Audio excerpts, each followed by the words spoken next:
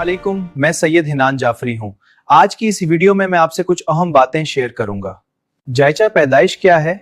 जायचा पैदाइश इस नक्शे को कहते हैं जो इंसान की पैदाइश के वक्त आसमान पर मौजूद सैयारों, बुर्जों और खानों की पोजीशन से तैयार किया जाता है। अगर उसे सही इल्म और नेक नियत से देखा जाए तो इंसान अपनी जिंदगी को बेहतर रास्ते पर डाल सकता है। इल्म नजूम की बुनियाद समझा जाता है। जायचा इंसान की फितरत, मिजाज, किस्मती और जिंदगी के अहम अदवार को समझने में पैदाइश की बुनियाद बनाने के लिए 3 चीजें निहायत जरूरी होती हैं: तारीख पैदाइश, वक्त पैदाइश, मकाम पैदाइश। का असर हर सैयारा अपनी खास तासीर रखता है। सूरज ताकत और इज्जत, चांद दिल, जज्बात और जहन, मरीख जुर्अत और गुस्सा, अतारिद अक्ल और गुफ्तगू, जुहल सब्र और आजमाइश, राहो व कीतो अचानक तब्दीलियां, मुश्तरी इल्म और बरकत ज़हरा, मोहब्बत और हसन।